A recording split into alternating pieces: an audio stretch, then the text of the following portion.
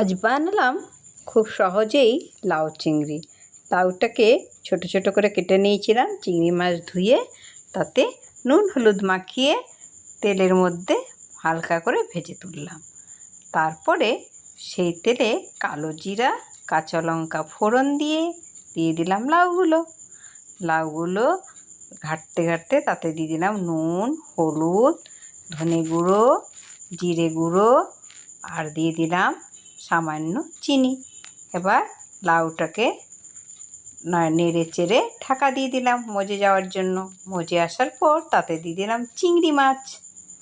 লাউয়ের থেকে জল বেরিয়ে চিংড়ি মাছ লাউ সিদ্ধ হয়ে মাখা মাখা হয়ে আসলে তাতে কিছুটা ধনেপাতা ছড়িয়ে নামিয়ে নিলাম। ব্যাস হয়ে গেল লাউ চিংড়ি।